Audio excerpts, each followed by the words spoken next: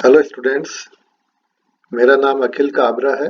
मैं राजकीय पॉलिटेक्निक महाविद्यालय अजमेर में प्रवक्ता कंप्यूटर के पद पर कार्यरत हूँ। आज हम एक प्रोग्राम लिखना सीखेंगे जो कि 3 टॉपिक काम में लेकर लिखा गया है। 3 टॉपिक कौन से? Array, function and pointer. हमें इन एरे, फंक्शन और पॉइंटर का प्रयोग करते हुए एक प्रोग्राम लिखना है। Write a program in C to pass the entire array to a function and multiply each element by 3 and then print all elements of the array। हमें क्या करना है? एक array दिया गया है जिसके हर एक एलिमेंट को 3 से गुणा कर वापस उसी में स्टोर कराना है और उसको प्रिंट करना है। तो कुछ पिछला रिवीजन बहुत ही संक्षेप में कर लेते हैं। पॉइंटर क्या होता है? Pointer are the some special variable. Pointer क्या है? एक विशेष प्रकार का वेरिएबल होता है जिसमें कि हम किसी अन्य वेरिएबल का एड्रेस स्टोर करते हैं। अर्थात पॉइंटर में हम वैल्यू ना स्टोर करके एड्रेस स्टोर करते हैं किसी अन्य वेरिएबल का। अर्थात पॉइंटर हमें पॉइंट आउट करता है, किसी अन्य वेरिएबल की ओर इंगित करता है। और जब हम पॉइंटर काम में लेते हैं तो 2 विशेष ऑपरेटर हमने देखे थे। एक एड्रेस ऑफ ऑपरेटर जिसके लिए एम्परसेंड का चिन्ह काम में लेते हैं, एक वैल्यू एट दैट एड्रेस जिसके लिए हम स्टार का चिन्ह काम में लेते हैं। अर्थात एम्परसेंड हमें एड्रेस देगा और स्टार उस एड्रेस पर वैल्यू देगा। फिर हमने देखा था एरे क्या होता है। एरे का मतलब है एक ही प्रकार के डेटा का समूह जिसमें हर एक एलिमेंट आपस में एक दूसरे से जुड़ी हुई सतत मेमोरी लोकेशंस अर्थात कंटिन्यूअस मेमोरी लोकेशंस में स्टोर किए जाते हैं। यदि हम कहते हैं कोई एरे इंटीजर एरे है तो इसका मतलब उसका हर एक एलिमेंट इंटीजर टाइप का होगा। और विशेषता क्या है? एक दूसरे से जुड़ी हुई कंटिन्यूअस मेमोरी लोकेशंस में हर एक एलिमेंट स्टोर किया जाता है। अर्थात एरे में क्या होगा? Common data type, common name और एक दूसरे से जुड़ी हुई कंटिन्यूअस मेमोरी लोकेशंस। तीसरा हमने देखा था फंक्शन। फंक्शन में क्या होता है? Control calling point, calling function से कॉल्ड फंक्शन को जब ट्रांसफर किया जाता है तो वहां कॉल्ड फंक्शन पर ट्रांसफर के पश्चात फंक्शन डेफिनेशन एग्जीक्यूट की जाती है और उसको एग्जीक्यूट करने के बाद कंट्रोल वापस फंक्शन कॉलिंग फंक्शन पर लौट जाता है। अच्छा, जब कॉलिंग फंक्शन से कंट्रोल कॉल्ड फंक्शन पर ट्रांसफर होता है तो कुछ वैल्यूज भी पास की जाती है। उन वैल्यूज को हम कहते हैं पैरामीटर्स। 2 तरह के पैरामीटर्स मैंने बताए थे, एक्चुअल पैरामीटर और फॉर्मल पैरामीटर। अब हम देखते हैं प्रोग्राम लिखने के लिए हमने एक एरे लिया है जिसका नाम है नम। नम एक एरे है, 5 एलिमेंट हमने इसमें इनिशियलाइज कर दिए हैं। तो जो हमारा स्टेटमेंट है, static int num equals to 1 2 3 4 5 separated by comma और इस ब्रैकेट के अंदर लिख दिया, सेमीकोलन लगा दिया। अर्थात नम एक एरे है, इंटीजर टाइप का है जिसके प्रत्येक एलिमेंट में वैल्यूज स्टोर कर दी गई है। अर्थात हमने डिक्लेरेशन के समय ही एरे में वैल्यू भी स्टोर कर दी। तो देखिए चित्र के रूप में दिखाया, नम 0 में 1 स्टोर किया, नम 1 लोकेशन में 2, नम 2 में 3, नम 3 नाम की लोकेशन में 4 और नम 4 नाम की लोकेशन में 5 स्टोर किया है। हमने यहाँ समझने के लिए कुछ एड्रेस एज्यूम कर लिए। नम 0 लोकेशन का एड्रेस 5002, नम 1 लोकेशन का एड्रेस 5004, नम 2 लोकेशन का 5006, इसी तरह नम 4 लोकेशन का एड्रेस 5010 है।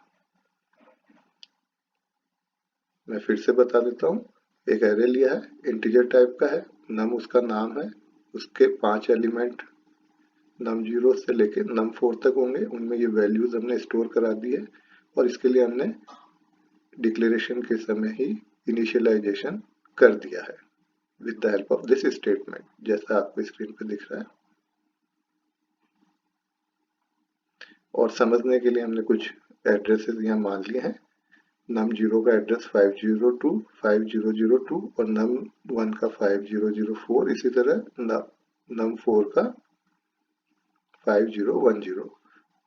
अब मैं यहाँ एक महत्वपूर्ण बिंदु बता दूं, किसी भी एरे का केवल नाम लिखने से हमें उसके 0th एलिमेंट का एड्रेस प्राप्त हो जाता है।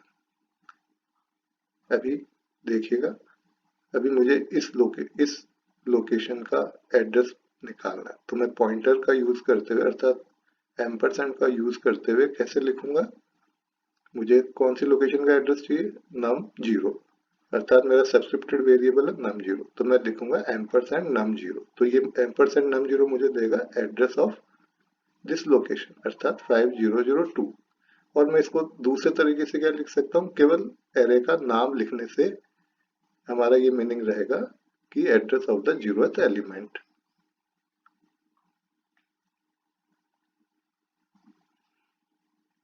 तो यहाँ ये महत्वपूर्ण बिंदु लिखा है, just passing the address of the 0th element of the array to a function is as good as passing the entire array to function। कि अब हम जो कॉन्सेप्ट काम में ले रहे हैं वो है कि किसी भी अरे के एलिमेंट को फंक्शन को पास करना। और एरे के एलिमेंट पास करने के दो तरीके होते हैं, एक तो एलिमेंट बाय एलिमेंट पास करना या एलिमेंट एक एक एलिमेंट का एड्रेस पास करना, और एक तरीका होता है कि पूरा एरे एक साथ फंक्शन को पास करना। तो हम क्या कर रहे हैं, हम पूरा एरे पास करेंगे फंक्शन को, और इसके लिए हम क्या करेंगे, एरे का जो बेस एड्रेस मतलब 0th एलिमेंट का एड्रेस हम फंक्शन को पास कर देंगे। साथ में हम एक और डेटा पास करेंगे, वो है एरे का साइज, अर्थात एरे में कुल कितने एलिमेंट है। तो हमें दो वैल्यू एरे की दो वैल्यू कौन सी, एक तो बेस एड्रेस अर्थात address of the 0th element, और एरे में कुल कितने एलिमेंट, ये दोनों सूचना फंक्शन को पास कर देने से हमारा कार्य हो जाएगा कि हमने पूरा एरे फंक्शन को पास कर दिया। Just passing the address of the 0th element of the array to a function is as good as passing the entire array to the function. It is also necessary to pass the total number of elements in the array. अभी मैंने बताया कि हमें दो चीजें पास करनी पड़ेगी, एक तो बेस एड्रेस अर्थात address of the 0th element, और कुल कितने एलिमेंट है उनकी संख्या। तो अब मान लीजिए मैं अपने प्रोग्राम में एक फंक्शन बना रहा हूँ जिसका नाम है मल्टीप्लाई। तो मैं इस फंक्शन में क्या क्या लिखूंगा, देखिएगा स्क्रीन पे, एक तो address of the 0th element और साथ में कुल कितने एलिमेंट है 5। तो मैं लिखूंगा मल्टीप्लाई, ब्रैकेट में लिखूंगा एम्परसेंड num0, एम्परसेंड num0 बता रहा है 0th एलिमेंट का एड्रेस, कॉमा 5 बता रहा है कुल 5 एलिमेंट है। अब हम इसको दूसरे तरीके से भी लिख सकते हैं, जैसा अभी हमने पिछली स्क्रीन पे देखा था, एम्परसेंड num0 का हम क्या लिख सकते हैं, केवल नम अर्थात केवल एरे का नाम लिखने से हमारा पर्पज हल हो जाता है। नम हमें बता रहा है कि ये क्या है, address of the 0th element. तो हम इसको इस तरह भी लिख सकते हैं, मल्टीप्लाई, ये मल्टीप्लाई क्या है, फंक्शन का नाम है जो हम बनाएंगे। नम क्या है, address of the 0th element, साथ में हमने एक और सूचना यहाँ दी है, कुल कितने एलिमेंट 5।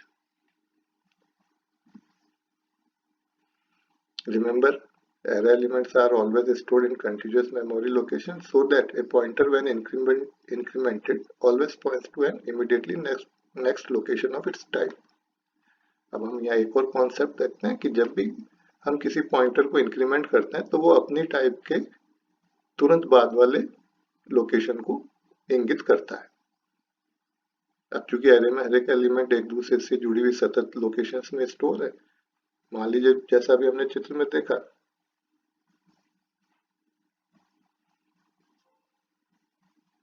कि 0th एलिमेंट का एड्रेस 5002 है। अब चूंकि ये इंटीजर एरे है तो निश्चित रूप से अगली तुरंत बाद वाली लोकेशन का एड्रेस होगा 5004, क्योंकि इंटीजर 2 बाइट्स ऑक्यूपाई करता है और विंडो और लाइनक्स के केस में 4 बाइट्स ऑक्यूपाई करता है। तो यदि 0th एलिमेंट की लोकेशन 5002 है तो इसके बाद वाले एलिमेंट की लोकेशन 5004 होगी और इसी तरह अगली लोकेशन 5006 और इसी तरह दो बाइट के अंतराल पर लोकेशंस मिलेंगी। तो हम यहाँ ये महत्वपूर्ण बिंदु डिस्कस कर रहे थे कि remember array elements are always stored in continuous memory location so that a pointer when incremented always points to an immediately next location of its type. अगर मैं एक पॉइंटर लेता हूँ प्रोग्राम में जिसका नाम है ARR यानी ARR, तो अगर इस पॉइंटर को काम में लेना तो पहले हमें इसको डिक्लेयर भी करना पड़ेगा। और जैसा मैंने पिछले लेक्चर में बताया था कि किसी भी पॉइंटर को डिक्लेयर कैसे करते हैं, उसकी टाइप, स्टार और पॉइंटर वेरिएबल का नाम। तो हम इसको डिक्लेयर करेंगे इंट स्टार ARR कि ये एक इंटीजर पॉइंटर है ARR। When the integer pointer ARR is incremented as ARR++, अब हमने यहाँ एक इंक्रीमेंट ऑपरेटर काम में लिया है इस वेरिएबल को, पॉइंटर वेरिएबल को इंक्रीमेंट करने के लिए, तो उसको लिखा ARR+। तो it points to the immediately next element of the integer array. तो कहने का मतलब ये है कि हम एक पॉइंटर वेरिएबल काम में ले रहे हैं ARR। अब अगर मैं लिखता हूँ ARR+, तो इसका मतलब है कि ARR जो पॉइंटर था इसमें जो लोकेशन का एड्रेस था अब उसको इंक्रीमेंट कर दिया। तो ये इंक्रीमेंट होते ही क्या करेगा, उसी टाइप की इमीडिएटली नेक्स्ट जो भी लोकेशन है उसको पॉइंट आउट करेगा। तो एरे के केस में हमारे इस उदाहरण में क्या करेगा, यदि ARR में इनिशियली मैंने लिया address of the 0th element, तो ARR+ करने के बाद क्या होगा, वो address of the next element अर्थात फर्स्ट एलिमेंट का एड्रेस बताएगा। For example, if initially pointer ARR contained the address of the 0th element of the integer array num, 0th element का एड्रेस को हमने बेस एड्रेस भी बोला, तो हम इसको कैसा लिख सकते हैं, ARR इक्वल्स टू n%num0, अर्थात ARR में मैंने क्या लिया, num0 लोकेशन का एड्रेस। तो मैं इसको और क्या लिख सकता हूँ, ARR इक्वल्स टू num, अर्थात खाली नाम लिखा है रहेगा जिसका सेम मीनिंग है कि address of the 0th element. Then the statement star ARR, तो ये स्टार ARR क्या करेगा, this will give the value at that address. ARR में हमने क्या लिया, 0th एलिमेंट का एड्रेस, तो स्टार ARR हमें क्या देगा, वैल्यू ऑफ 0th एलिमेंट। और ARR+ क्या करेगा, अब ये इसको इंक्रीमेंट कर देगा। ARR+ will increment the pointer ARR to point the immediately next location, अर्थात pointer ARR will point at location of first element. पहले ये 0th एलिमेंट की लोकेशन बता रहा था, अब जब इंक्रीमेंट कर देंगे तो ये तुरंत बाद वाली लोकेशन अर्थात फर्स्ट एलिमेंट की लोकेशन बताएगा। अर्थात अब इसमें जो एड्रेस स्टोर हो जाएगा वो क्या हो जाएगा, फर्स्ट एलिमेंट का एड्रेस स्टोर हो जाएगा। In other words we can say that after increment pointer ARR will contain the address of first element of the array num, and now star ARR will give the value at that address, अर्थात value of first element of the array। जब हमने increment कर दिया तो pointer में address किसका आ गया, अगली लोकेशन अर्थात फर्स्ट एलिमेंट। तो स्टार ARR क्या देगा, इस एड्रेस पे जो वैल्यू है अर्थात फर्स्ट एलिमेंट की वैल्यू देगा।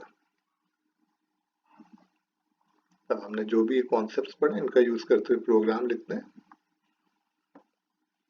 एक कमेंट लगाया, program to pass the entire array to a function and multiply each element by 3।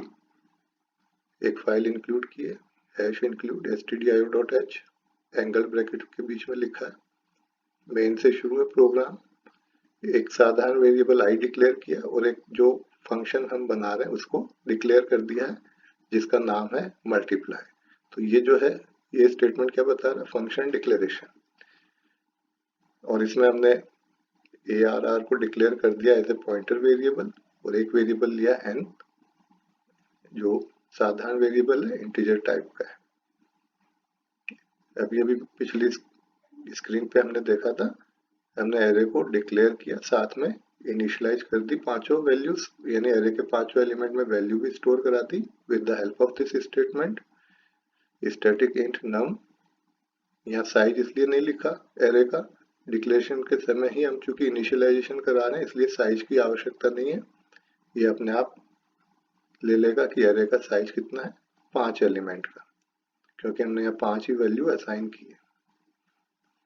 अब हमने एक फंक्शन कॉल किया है जिसका नाम है मल्टीप्लाई नम, अर्थात address of the 0th element, और 5 मतलब साइज ऑफ द एरे, अर्थात कुल कितने एलिमेंट, 5 एलिमेंट। तो यहाँ पर मल्टीप्लाई जो फंक्शन है अर्थात कॉलिंग फंक्शन है, उसमें जो पैरामीटर्स हैं वो है नम और 5। ये हमारे एक्चुअल पैरामीटर्स हैं। जब हम कंट्रोल यहाँ से यहाँ ट्रांसफर होगा कॉलिंग फंक्शन से कॉल्ड फंक्शन को, तो हमने क्या पास किया, एड्रेस। नम में क्या स्टोर है, address of the 0th element, तो हमने एड्रेस पास किया और कॉल्ड फंक्शन पर इस एड्रेस को किसने कलेक्ट किया, स्पेशल वेरिएबल ARR ने, अर्थात पॉइंटर वेरिएबल ARR ने। इसी तरह 5 को किसने कलेक्ट करा, एक साधारण वेरिएबल n ने। साधारण वेरिएबल है n जिसने कलेक्ट किया वैल्यू ऑफ 5। फिर से समझिए, मल्टीप्लाई एक फंक्शन है, एक्चुअल पैरामीटर से नम और 5। नम मतलब address of the 0th element, 5 मतलब कुल कितने एलिमेंट है, 5। अब ये एक्चुअल पैरामीटर की कॉपी कर दी जाएगी फॉर्मल पैरामीटर में जब कंट्रोल कॉलिंग फंक्शन से कॉल्ड फंक्शन पर ट्रांसफर होगा। तो नम की वैल्यू स्टोर कर ली ARR ने, अर्थात ARR में हमने ले लिया एड्रेस ऑफ 0th एलिमेंट। इसीलिए हमने इसको कैसे डिक्लेयर करा है, पॉइंटर के रूप में डिक्लेयर करा है, इंट स्टार ARR। 5 की वैल्यू कॉपी कर दी गई साधारण वेरिएबल n में, इसलिए इसको डिक्लेयर किया इंट n। अब फंक्शन डेफिनेशन एग्जीक्यूट होगी और यहाँ हमने ये प्रोग्राम सेगमेंट लिखा है जो क्या कर रहा है, एरे के हर एक एलिमेंट को 3 से गुणा करवा रहा है और गुणा कराकर वापस उसी लोकेशन में स्टोर कर रहा है। इसके लिए हमने क्या किया है, इस हिस्से को हम अगली स्क्रीन पर डिटेल से समझते हैं कि आई का लूप 0 से लेके n तक मतलब n में क्या वैल्यू है, 5। आई का 4 का लूप तब तक चलेगा जब तक कि आई की वैल्यू 0 से शुरू होकर 5 से छोटी रहती है, अर्थात आई की वैल्यू जब 0 है, 1 है, 2 है, 3 है, 4 है, तब तक ये लूप एग्जीक्यूट होगा। जो ही आई की वैल्यू 5 हो जाएगी तो कंट्रोल लूप से बाहर आ जाएगा। अच्छा, जब इसका मतलब ये निकला कि ये लूप में लिखे गए 2 स्टेटमेंट 5 बार एग्जीक्यूट होंगे। अब ये 2 स्टेटमेंट 5 बार एग्जीक्यूट होने से क्या होगा, पांचों एलिमेंट में जो वैल्यू थी वो 3 से गुणा हो जाएगी और वापस उसी लोकेशन में स्टोर हो जाएगी। और ये कैसे हो रहा है इसको और विस्तार से समझते हैं। प्रोग्राम के इस हिस्से को समझते हैं कि ये क्या कर रहा है।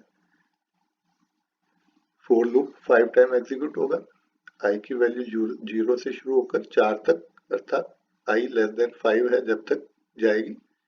फोर लूप में प्रत्येक बार 2 स्टेटमेंट एग्जीक्यूट हो रहे हैं। पहला ये देखिएगा, star ARR equals to star ARR ये मल्टीप्लाइड बाय 3। पहला स्टेटमेंट क्या बता रहा है कि new value at address content in pointer variable ARR equals to old value at address content in ARR multiplied by 3, अर्थात 3 से गुणा के बाद प्राप्त नई वैल्यू वापस उसी एड्रेस अर्थात मेमोरी लोकेशन पे स्टोर हो जाएगी। ये स्टेटमेंट क्या कार्य कर रहा है कि चूंकि ARR पॉइंटर वेरिएबल है, इसमें एड्रेस है, शुरू में अगर हम माने 0th एलिमेंट का एड्रेस है तो स्टार ARR का मतलब है कि इस एड्रेस पर नई वैल्यू क्या होगी, इस एड्रेस पर जो भी पुरानी वैल्यू है वो मल्टीप्लाइड बाय 3, अर्थात 3 से गुणा के बाद जो नई वैल्यू प्राप्त होगी, जो नई वैल्यू मिलेगी वो वापस उसी एड्रेस अर्थात उसी लोकेशन पे स्टोर हो जाएगी। दूसरा स्टेटमेंट है ARR प्लस प्लस, ये क्या कर रहा है, increment pointer ARR to point next element of अरे, अर्थात पॉइंटर को इंक्रीमेंट कर रहा है ताकि इंक्रीमेंट होने के बाद पॉइंटर ARR में अगले एलिमेंट का एड्रेस स्टोर हो जाएगा। और देखना है ये, इसको फिर समझना है कि जब प्रथम बार I इक्वल्स टू 0 है तो लूप एग्जीक्यूट होगा, तब पॉइंटर ARR में 0th एलिमेंट का एड्रेस स्टोर होने से जब लूप शुरू हुआ I इक्वल्स टू 0 है तो इनिशियली ARR में क्या है, address of the 0th element, तो स्टार ARR से हमें 0th एलिमेंट की वैल्यू बताएगा, और star ARR equals to star ARR multiplied by 3 से क्या होगा, इसके एग्जीक्यूशन से 0th एलिमेंट की वैल्यू के 3 से गुणा होने के बाद प्राप्त नई वैल्यू वापस उसी एड्रेस अर्थात मेमोरी लोकेशन पर अर्थात 0th एलिमेंट में स्टोर हो जाएगी।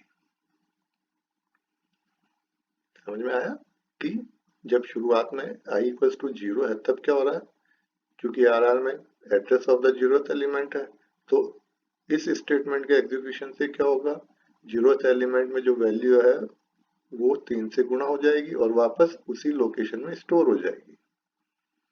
और ARR प्लस प्लस क्या कर रहा है, ये इंक्रीमेंट कर रहा है पॉइंटर को, तो ARR प्लस के एग्जीक्यूशन से ARR प्लस प्लस के एग्जीक्यूशन से पॉइंटर ARR इंक्रीमेंट होने के बाद pointer next element of the अरे को पॉइंट करेगा, अर्थात पॉइंटर ARR में फर्स्ट एलिमेंट का एड्रेस स्टोर हो जाएगा और कंट्रोल वापस लूप पर ट्रांसफर हो जाएगा, जहां अब I इक्वल्स टू 1 हो जाएगा, जो कि 1 लेस देन 5 होने से पुनः लूप के दोनों कथन एग्जीक्यूट किए जाएंगे और ऐसा तब तक रिपीट होता रहेगा जब तक कि I की वैल्यू लेस देन 5 रहती है, अर्थात फॉर लूप 5 टाइम्स एग्जीक्यूट होगा, जिससे पांचवें एलिमेंट में 3 से गुणा के बाद प्राप्त नई वैल्यू स्टोर हो जाएगी।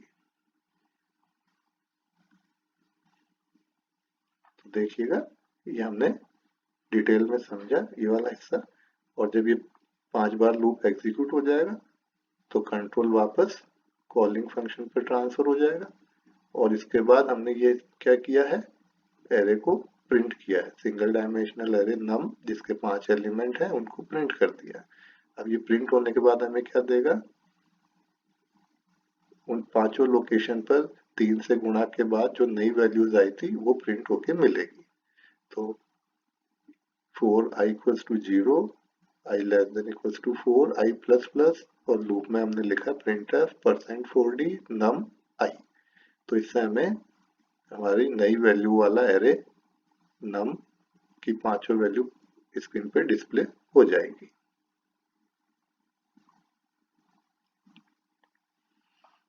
ये देखिएगा चित्र में समझाया। अब num 0 में क्या हो गया, पुरानी वैल्यू जो कि 3 से गुणा होने के बाद प्राप्त हुई, पुरानी वैल्यू को 3 से गुणा होने के प्राप्त जो वैल्यू प्राप्त हुई वो यहाँ स्टोर हो गई। यहाँ पहले वैल्यू थी 1, अब हो गई 3। इसी तरह num1 लोकेशन में पहले था 2, अब हो गया 6। यहाँ पहले वैल्यू थी 3, अब हो गया 9। इसी तरह यहाँ पहले वैल्यू थी 4, अब हो गया 12, 3 से मल्टीप्लाई होके। इसी तरह यहाँ पहले वैल्यू थी 5, तो नई वैल्यू इसी लोकेशन पे अब क्या हो गई, नई वैल्यू इसी लोकेशन पे हो गई अब 15। तो हमें आउटपुट के रूप में क्या मिला, 3, 6, 9, 12, 15, अर्थात हमने हमारा जो उद्देश्य था वो प्राप्त कर लिया कि एरे के हर एक एलिमेंट को 3 से गुणा करा और वापस उनको उसी लोकेशन में स्टोर कराकर डिस्प्ले अर्थात प्रिंट करवा दिया है। धन्यवाद।